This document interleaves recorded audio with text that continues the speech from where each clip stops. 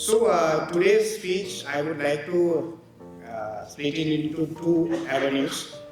When you come to the corporate world, there will be two major roles that you will be playing. The first role will be a team member role.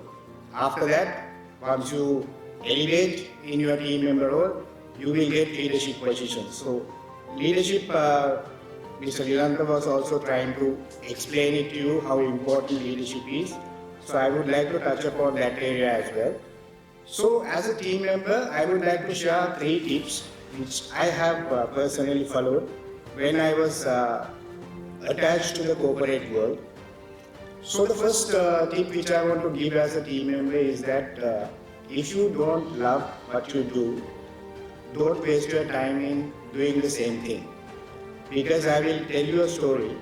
This comes back to my time when I doing my education as well. So because of my parents, I decided to start my advanced level in mathematics. Then after 1 month's time, I realized that I'm not pro in that, and I don't start loving what that subject is. So I decided to change it to commerce stream. Finally ended up in the University of Sinhala. Then the second decision which came in, when I was doing the chartered accountancy to become a chartered accountant, then I realized that is also not my forte. Luckily within 2 months I realized that I need to change my stream. Then I moved back to CIMA education and I became a management accountant. Thirdly, when I got into the corporate life, one of my line managers asked, Kanchana, what do you like to do in the future? Would you like to be a specialist? Because I was a procurement professional at Nestlé, Lanka. Then I decided, because I like to lead teams and do transformation and do change management and embrace new things. Then I realized, okay, I'm not demeaning about procurement, but I realized I want to become a generalist rather than becoming a specialist. Here I am right now. I'm heading the director supply chain position at Nestlé, Lanka. All these things happen because I started following what I love. Because of that, your passion comes into the picture. Then your 100% efficiency and the commitment comes to what you are doing. Anything that you do in your life, personally and professionally, please try to engage with the heart, hand and your head and think what you love to do. Second element which I want to share is about having a role model. Still I have a role model. Though I am the director, I still have my role model to follow up and look up when I have a problem. That helps a lot because you can learn from seniors. I see many experienced people in the audience today as well. So have a role model for yourself when you are a team member. And there's a saying, you are an average of the 5 people you are associating the most. So I believe in that because I realized when I was very young in the corporate life, I had the chance to associate many global talents as well as the directors in our company. Then the inspiration which I got and the motivation which I got and the positive vibe which I got is immense. That helped me to pull my triggers and to lift up in my career. I think they played a huge role. Those 5 people who are around me all the time played a huge role for me to grow up in my corporate life. Then the last tip which I want to share is about when you are young, you like to chase titles and positions. As Mr. Lanka also said, it's not about chasing titles or chasing positions when you are very young in your career. What you need to chase is the knowledge and the skill set to develop yourself and be ready. I share this with my team members as well. You can be a hero inside, but if you go outside this gate, how many people are coming to embrace you? That's the real litmus test about the talent of your people. I don't mind one of my team members going and joining another company because if he has the right talent and the right skills, definitely they should be recognized not only in Sri Lanka, even in global. So this aspect, I think one of the things which I want to keep as a note for you when you play the role of team member. Now coming back to what Mr. Nilanta was explaining about leadership. First tip as a leader, whenever I take over a new leadership position, is to create the vision right. Because vision is very important. I'll give you with an example. 2 years back, we had to invest about 2.5 billion rupees for a warehouse extension because we are running out of space. It was not so lucrative to the profit and loss account when you take the overall aspect. So we challenged ourselves, what else we can do as a team. So the brief which I have shared with my team is how to eliminate external warehouse and how to operate within the warehouse that you have without moving into any other location, and to avoid this investment which is significant. The why part and the purpose, why we need to do that was explained. 80% of energy was spent on that.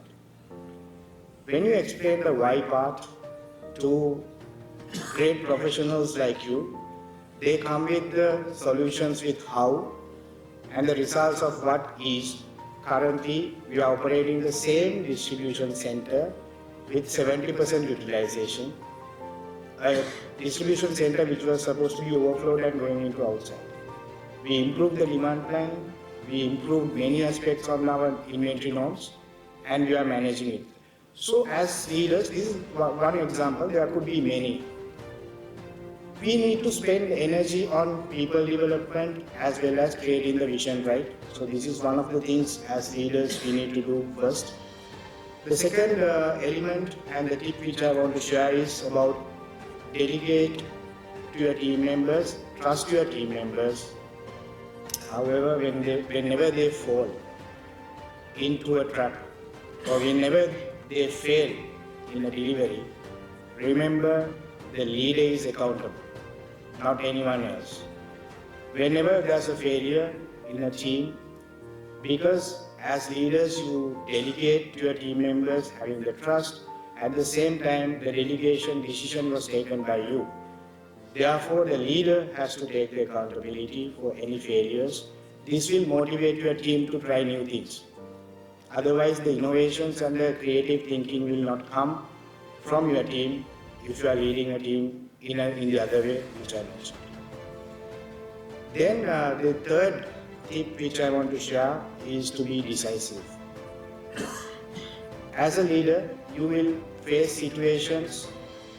A team is saying, let's go to the left. The other team will say, go to the right. There's no perfect decisions in this world. The decisions that you are going to take as leaders are taking through the available information.